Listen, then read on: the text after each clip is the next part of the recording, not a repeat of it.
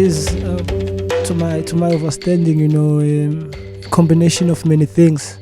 But more than anything, it's it's an African cry, of an African child that was forcibly removed from home, put in a space where the conditions weren't good, and that cry, was through the art form which is now known as jazz. And it's quite interesting to me because, at first when it came out in the Congo Square, this whole jazz thing, they didn't like it, the Westerners, the people who were in that space and place at the time, they didn't dig it at all. It was bad music, voodoo music, whatever. But as it progressed, and I think the more they studied it and understood its depth, it had to be given this jazz thing.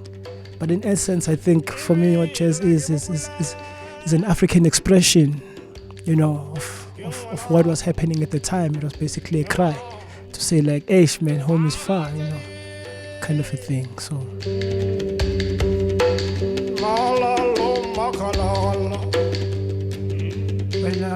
Well, I decided to further my musical studies in jazz, I guess, and majored in guitar.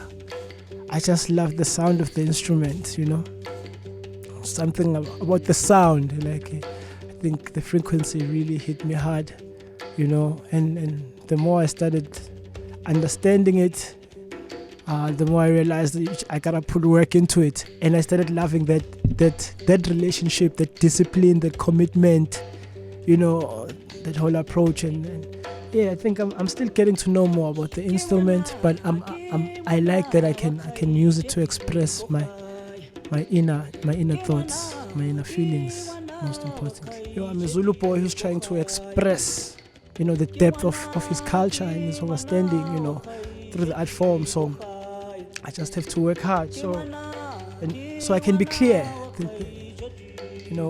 Jazz really helped me with that, to understand that it's basically a tool, so you can be clear in your message musically.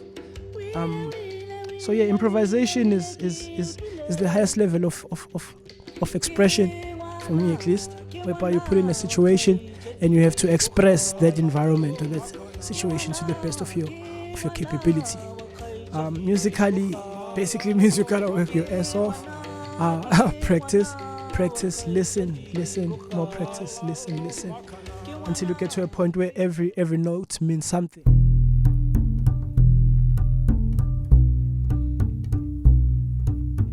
Be a collective of human beings or spiritual beings who are into this artistry concept, and what it means to be an artist, and its role, and its the dynamics that come out of it, So I think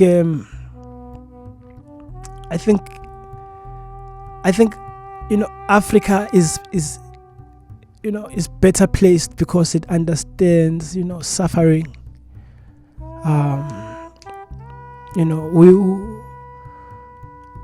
If you look at the continent and its history, you'll understand that we're on top of our game, and now we're down there. You know what I mean? And then the more you diagnose what and what it is, that led to this position that we find ourselves, we realize that it was purely the separation of a greater energy,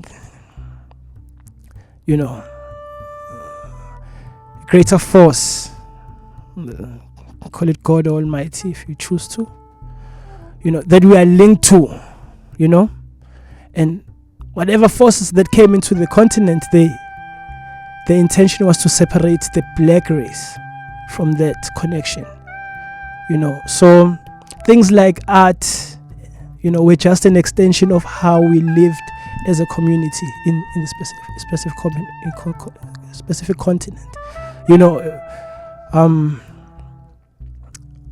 So I think we haven't lost it. It's just a cycle.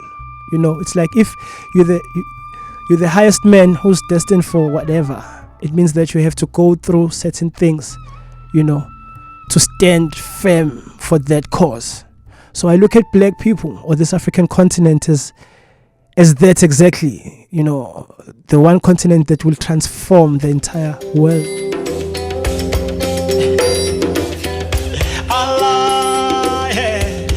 Artists in this space and time who are really doing great things are plenty. I don't know even where to start, but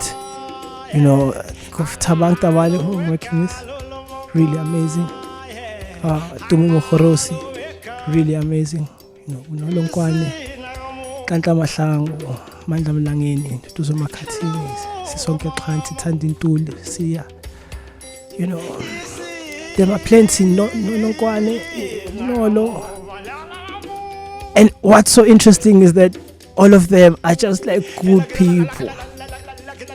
They try to be good people. We all try. We can't master humanity or what it means to be human, but they make that effort of trying. So for me, it's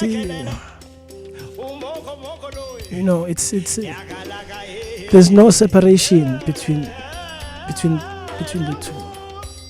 You're an extension of who you are. Your music is an extension of who you are.